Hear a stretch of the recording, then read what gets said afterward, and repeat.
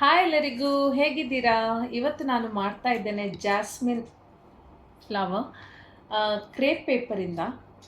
ನಾವು ಚಿಕ್ಕವರಿರುವಾಗ ನಮ್ಮ ಶಾಲೆಯಲ್ಲೆಲ್ಲ annual day ಎಲ್ಲ ನಡೆಯುತ್ತಿರುವಾಗ ನಾವೆಲ್ಲ ಇಂಥ ಎಲ್ಲ ಹೂಗಳನ್ನೆಲ್ಲ ಮಾಡ್ಕೊಳ್ತಿದ್ದೆವು ಮುಡಿಲಿಕ್ಕೆ, ಡ್ಯಾನ್ಸಿಗೆ. ಸೊ ಈಗ ನಮ್ಮ ಶಾಲೆಯಲ್ಲಿ ಆ್ಯನ್ಯುವಲ್ ಡೇ ಆಗ್ತಾ ಇದೆ. ಸೊ ಮಕ್ಕಳಿಗಾಗಿ ನಾನು ಹೂ ಮಾಡ್ತಾ ಇದ್ದೇನೆ. ಸೊ ನಾನು ಅಂದ್ಕೊಂಡೆ ನಿಮ್ಮ ಜೊತೆ ಸಹ ನಾನು ಹಂಚಿಕೊಳ್ತೇನೆ ಎಂಬುದಾಗಿದ್ದೆಲ್ಲ. ಯಾಕೆಂದರೆ ಸುಮಾರು ವರ್ಷದ ನಂತರ ನನಗೆ ಇವತ್ತು ನೆನಪು ಬಂದು ಇದನ್ನು ನಾವು ಮಾಡುವಾಗ.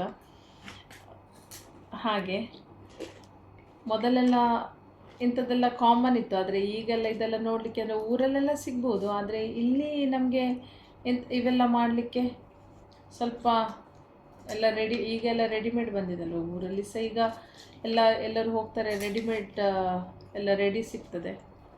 ಆದರೆ ನಾವು ಒರಿಜಿನಲ್ ಫ್ಲವರ್ಸ್ ತರಬೇಕಂತೇಳಿ ಅಂದ್ಕೊಂಡೆವು. ಆದರೆ ನಾನು ಇರುವಂಥ ಶಾಲೆ ನಮ್ಮದು ಬಾಯ್ ಸೆಕ್ಷನ್.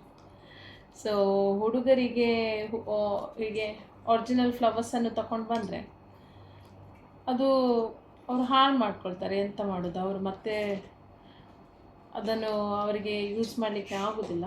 ಸೊ ಹುಡುಗರನ್ನು ನಾವು ಹುಡುಗಿಯರು ಮಾಡೋದು. ಆ್ಯಕ್ಚುಲಿ ಜಾನಪದ ನೃತ್ಯ ಮಾಡ್ತಾ ಇದ್ದೇವೆ, ಒಂದು ಸೈಡಲ್ಲಿ ಹುಡುಗಿಯರು, ಒಂದು ಸೈಡಲ್ಲಿ ಹುಡುಗರು. ಸೊ ಹಾಗಾಗಿ ಅವ್ರಿಗಂತ ಹೇಳಿ ನಾನು ಈ ಹೂ ಮಾಡ್ತಾ ಇದ್ದೇನೆ.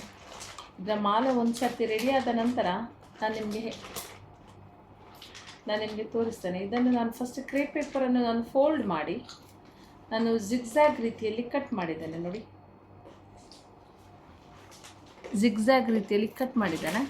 ಕಟ್ ಮಾಡಿದ ನಂತರ ಒಂದೊಂದೇ ಪೇಪರನ್ನು ನಾನು ತಗೊಳ್ತಾ ಇದ್ದೇನೆ. ನೋಡಿ, ಇದನ್ನು ತಕ್ಕೊಂಡು ಇದನ್ನು ಈ ರೀತಿಯಾಗಿ ಮಾಡಿದರೆ, ಈ ರೀತಿ ಮಾಡಿ ನಾನು ಈ ರೀತಿಯಾಗಿ ಟ್ವಿಸ್ಟ್ ಮಾಡುತ್ತೇನೆ. ನೋಡಿ, ನಮ್ಮ ಮಲ್ಲಿಗೆ ಹೂ ರೆಡಿ. ಸೊ ಹಾಗೆಯೇ ನಾನು ಸುಮಾರು ಹೂಗಳನ್ನು ಇಲ್ಲಿ ಮಾಡಿದ್ದೇನೆ.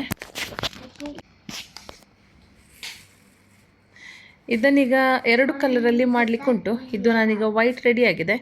ಇನ್ನೊಂದು ನಾನು ಆರೆಂಜ್ ಕಲರಲ್ಲಿ ಮಾಡಬೇಕಂತ ಇದ್ದೇನೆ. ಒಂದು ಬಿಳಿ, ಒಂದು ಆರೆಂಜ್ ಕಲರ್. ಊರಲ್ಲೆಲ್ಲ ಹಬ್ಬ ಮಲ್ಲಿಗೆ ಯೂಸ್ ಮಾಡ್ತಿದ್ರಲ್ವ.